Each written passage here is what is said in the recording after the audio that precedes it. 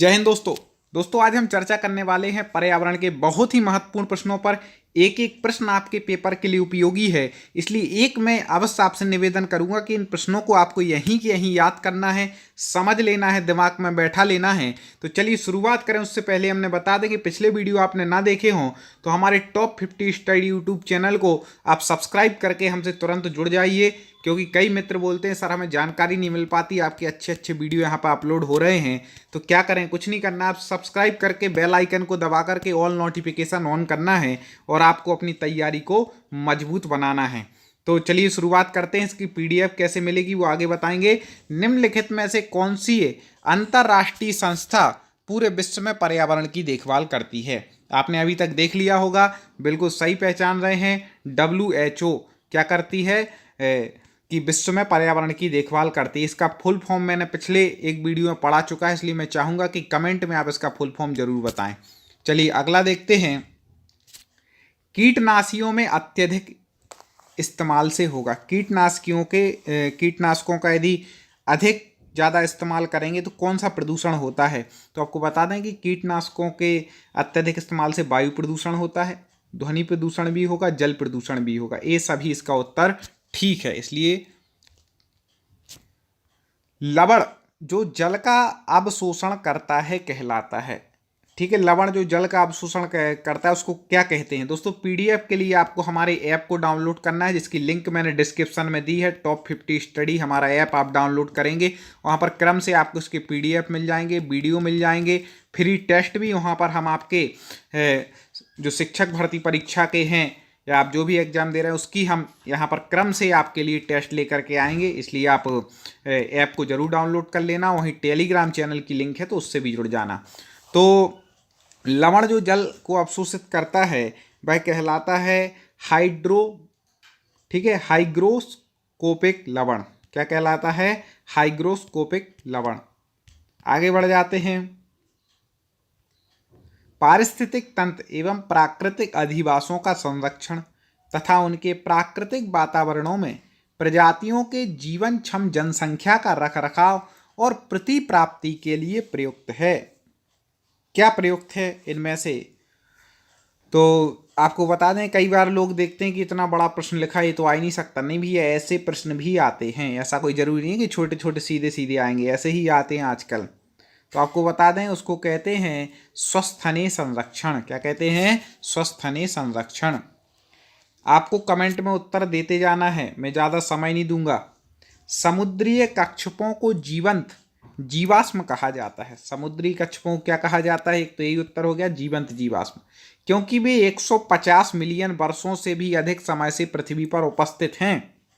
भारतीय उपमहाद्वीप के जल भागों में पाए जाने वाले 5 प्रजातियों के समुद्री कच्छप में सबसे अधिक संख्या किसकी है? सबसे ज़्यादा कौन है? भारतीय उपमहाद्वीप में पाए जाने वाले 5 प्रजातियों के जो समुद्री कच्छप में सबसे अधिक संख्या आपको बता दें तो वह है किसकी? ऑलिव रिडले की। किनकी है? ऑलिव रिडले, इनकी सबसे ज़्यादा संख्या है। आगे देखें, विश्व ऊष्मायन के लिए निम्नलिखित में से कौन सा एक कारक है? विश्व ऊष्मायन के लिए कौन सा एक कारक हो जाएगा? जल्दी से बता दीजिए। तो इसमें से जो कारक हो जाएगा वह हो जाएगा वाहनों से निकली गैस। आगे देखते हैं, धातुमय प्रस्तर किसे कहा जाता है? 4 ऑप्शन है। पहला है बटुमिन को, या फिर बॉक्साइट को, या फिर मेटालाइट को, या फिर अयस्क को। तो आपको बता दें कि धातुमय प्रस्तर कहा जाता है। इसका यदि प्रश्न पूछ ले तो आपको इसका उत्तर जो सही लगा करके आना है वह लगा करके आना है डी, अयस्क को। किसको कहा जाता है? अयस्क को।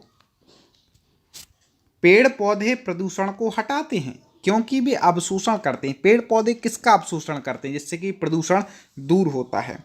तो आपको बता दें कि पेड़ पौधे अवशोषण किसका करते हैं? वह करते हैं कार्बन डाइऑक्साइड का। ठीक है, CO2 का। कार्बन डाइऑक्साइड का क्या करते हैं? अवशोषण करते हैं और प्रदूषण को भी हटाते हैं पेड़। भूकंप मापा जाता है। भूकंप जब आता है तो उसको किस पैमाने से नापते हैं? ये प्रश्न बहुत महत्वपूर्ण है, वेरी वेरी आईएमपी, इसको लगा लेना और तुरंत याद कर लेना क्योंकि पिछले कई पेपरों में रिपीट हुआ है। तो आपको बता दें कि भूकंप जो मापा जाता है वह रिक्टर पैमाने से मापा जाता है। किस पैमाने से? रिक्टर पैमाने से। महासागरों में जल का स्तर वृद्धि का कारण है। ठीक है, महासागरों में जल का स्तर वृद्धि का कारण क्या है? दोस्तों एक और बात आपको बतानी थी कि आप सब्सक्राइब करके तो हमसे जुड़ ही गए होंगे, अब आगे के ऐसे वीडियो आपको क्रम से निरंतर मिलते रहेंगे। उसके साथ साथ इस वीडियो को लाइक शेयर आपको ज़रूर करना है जिससे कि और भी मित्र चैनल से जुड़ करके अपनी तैयारी कर सकें। तो इसका जो हो जाएगा, ध्रुवीय प्रदेश में बर्फ़ का पिघलना, बर्फ़ पिघल रही है इसलिए महासागरों में जल का स्तर बढ़ रहा है। वातावरण में अत्यधिक हानिकारक सल्फर मिश्रित गैस है। वातावरण में जो अत्यधिक हानिकारक ऐसी कौन सी सल्फर गैस मिश्रित है, जल्दी से बता दें तो क्या हो जाएगा इसका उत्तर? सबको पता है, कई बार सुना है, SO2। क्या हो जाएगा? SO2। अब इसका फुल फॉर्म आपको कमेंट बॉक्स में लिखना है, नहीं बनेगा तो अगले वीडियो में स्टार्टिंग में ही बता दूंगा। वायु प्रदूषण को कम किया जाता है। किससे किया जाता है वायु प्रदूषण को कम? ऊपर भी आया था। कोई भी अपन को यदि प्रदूषण रोकना है तो सबसे पहले तो व्यक्ति को स्वयं अपने आप में क्या होना पड़ेगा? दृढ़ होना पड़ेगा कि मुझे ऐसा कार्य नहीं करना है जिससे हमारा वातावरण प्रदूषित हो। लेकिन व्यक्ति नहीं रुक रहा है, शहर बढ़ा रहा है, फैक्ट्रियां खोल रहा है, तो वो नहीं मान सकते हैं। लेकिन फिर भी यदि रोका जाना है तो किसके द्वारा रोका जाएगा? वृक्षों के द्वारा रोका जाएगा, याद रखना, तब तो स्वच्छ वायु मिल पाएगी। विश्व पर्यावरण दिवस मनाया जाता है। वेरी वेरी वेरी आईएमपी और वेरी वेरी वेरी इजी, सरल, बहुत सरल है। कमेंट में उत्तर बता देना, मैं इसके बारे में बिल्कुल भी उत्तर नहीं दूंगा क्योंकि आपको इसका उत्तर नहीं पता, मतलब पर्यावरण पढ़ना अभी आपने जीरो हो पर्यावरण में। ठीक है, आगे बढ़ते हैं। सूर्य की हानिकारक किरणों से पृथ्वी को कौन सा स्तर सुरक्षित रखता है? सूर्य से जो हानिकारक किरणें निकलती हैं तो कौन सा स्तर है जो उसको बचाता है उन हानिकारक किरणों से? ठीक है ना, तो वह कौन सा हो जाएगा? तो सूर्य से जो हानिकारक किरणें निकलती हैं उससे पृथ्वी को बचाता है वह है ओजोन मंडल। ओजोन मंडल याद रखना। अगला है, किसी जगह के फ्लोरा तथा फाना सूचित करते हैं। किस बात को सूचित करते हैं? फ्लोरा तथा फाना, जल्दी से बता दीजिए। हाँ, तो वहाँ पर वो करते हैं पेड़ पौधे एवं जंतुओं को। किसको सूचित करते हैं? पेड़ पौधे एवं जंतुओं को सूचित करते हैं। आगे है, पारिस्थितिकी तंत्र का उदाहरण है। वेरी वेरी आईएमपी, पारिस्थितिकी तंत्र से 2 से 3 प्रश्न बनना है, इसलिए इनको बिल्कुल अच्छे से रट लेना। तो आपको बता देंगे पारिस्थितिकी तंत्र का जो उदाहरण है वह क्या है? तालाब। मैं आपके पर्यावरण के जो जो सिलेबस में पूछे जाते हैं सब्जेक्ट, उनके अनुसार पूरे प्रश्न ला रहा हूँ। हर चीज़ कवर होगी आपकी, निश्चिंत रहना है। आपको डेली 15 मिनट का समय निकालना है और हमें कुछ प्रश्नों पर चर्चा करनी है, और आप ऐसे डेली डेली करते जाएंगे तो पेपर तक आपकी बहुत मजबूत तैयारी हो जाएगी। कौन जीवीय कारक नहीं है?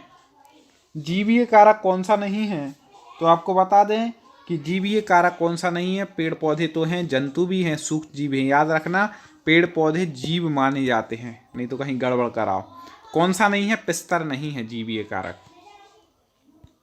विस्तार से आपको पढ़ना हो तो चैनल की प्लेलिस्ट में जाना हो। हमारे टेट पर्यावरण के नाम से, एक पर्यावरण के नाम से जो PDF है, उस पर जा कर के आप देख लेना, तो आपको बहुत कुछ वीडियो विस्तार से ही मिल जाएंगे।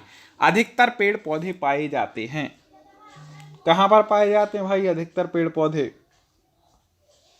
अब आप कहाँ रहते हैं?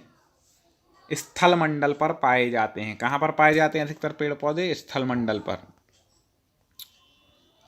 अन्य मृत जंतुओं पर जीवन निर्वाह करने वाले प्राणी को कहा जाता है। जो अन्य मृत जंतुओं पर जिनका जीवन निर्वाह हो, जिनकी वजह से उनका जीवन चल रहा हो, उनको ग्रहण करके, तो वो क्या कहलाते हैं? वो जंतु, तो उन जंतुओं को कहते हैं पैरासाइट। क्या कहते हैं?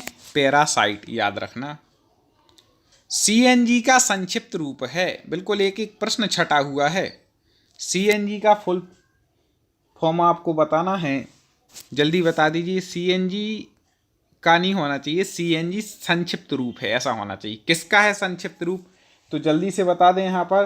तो यहाँ पर हो जाएगा, आपने सुना हो गया, कई बार पूछा भी गया है, सीएनजी मतलब कंप्रेस्ड नेचुरल गैस, ठीक है ना।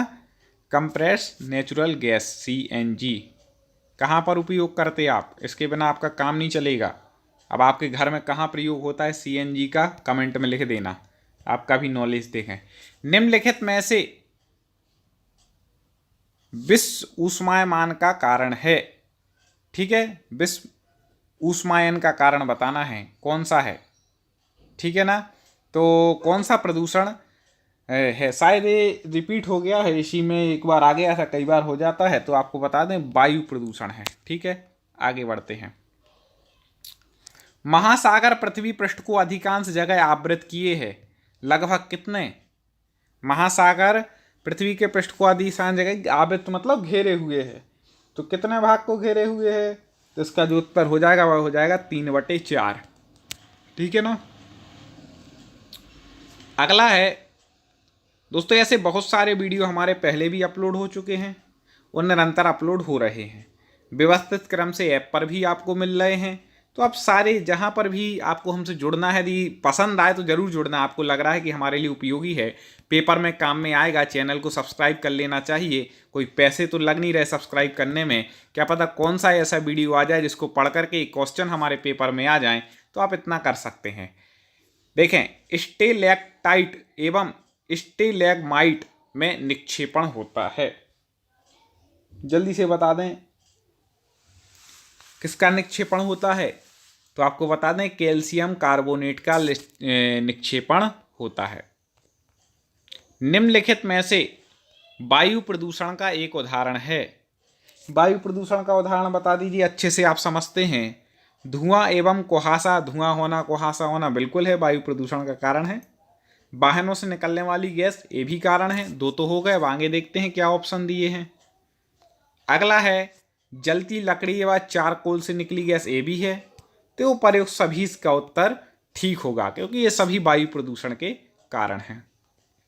हर प्रदूषण के कारणों को आप पढ़ लेना, ध्वनि प्रदूषण के, वायु प्रदूषण के, जल प्रदूषण के, सबके आप कारण पढ़ लेना, कोई ना कोई पूछ सकता। भारत तथा दूसरे देशों में प्रदूषण रोकने के लिए बनाया गया नियम खाली स्थान का प्रयोग रोकता है। चाहे भारत हो या अन्य देश हो, नियम बनाया गया है कि आप इस चीज का उपयोग ना करें जिससे प्रदूषण से बच सके। तो कौन सी चीज है, किसकी रोक लगाई गई है। कई बार आप सुनते होंगे कि इतने तारीख से सरकार ने प्लास्टिक के थैले पर रोक लगा दी है, थैली कई बार सब्जी वाले नहीं देंगे, कुछ दिन निकलेंगे फिर देना शुरू कर देते हैं, मानते नहीं हैं लोग, ठीक है। सिंगल यूज प्लास्टिक जिसको बोल रहे हैं, मोदी जी लगातार कह रहे हैं इसका उपयोग ना करें, तो ये सब कुछ हो जाएगा, ठीक है ना, प्लास्टिक के थैले पर। हवा में उपस्थित ऑक्सीजन का प्रतिशत है लगभग कितना प्रतिशत, हवा में ऑक्सीजन कितने प्रतिशत है, जल्दी से बता दें। तो आपको बता दें कि हवा में जो ऑक्सीजन का प्रतिशत माना गया है वह माना गया है 21%। कितना है, 21, याद रखना।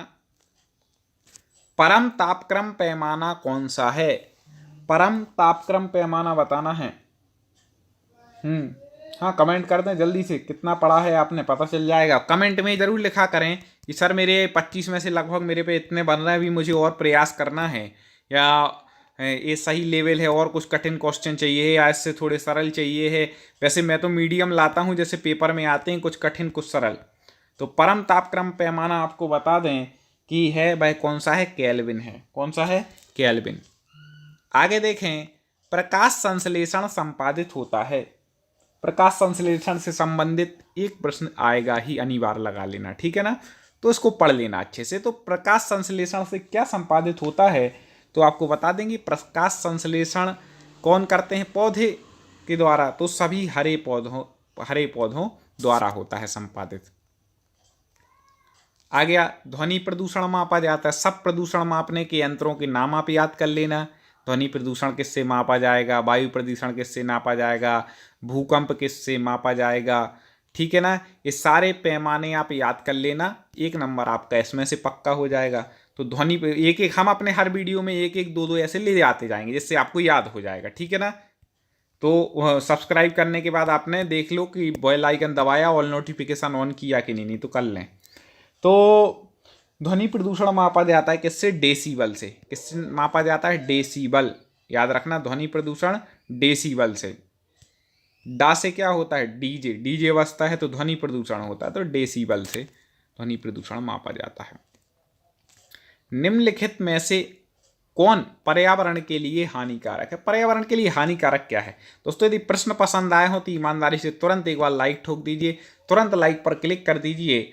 और ऐप से तो हमारे वीडियो अब देखने के बाद आप जुड़ ही जाएंगे। इस वीडियो को कम से कम अपने 3 मित्रों तक, 3 ग्रुपों में जरूर शेयर करिएगा, इतना निवेदन है। अगले वीडियो में हम और चर्चा करेंगे, उससे पहले इसका उत्तर बता दें कि निम्नलिखित में से कौन पर्यावरण के लिए हानिकारक है। तो इसका उत्तर जो हो जाएगा वह हो जाएगा, अभी भी ऊपर बता चुके कि इस पर रोक भी लगाई गई है, वह क्या है? प्लास्टिक। ठीक है ना। पिछले वीडियो देखने के लिए मैं स्क्रीन पर ही आपको प्लेलिस्ट दे रहा हूं, तो आप आराम से देखिए और अपनी तैयारी को मजबूत बनाइए। ढेर सारी मेरी शुभकामनाएं आपके साथ जुड़ी हैं, आप निश्चित सफलता प्राप्त करेंगे। अगले वीडियो में मुलाकात होगी। जय हिंद।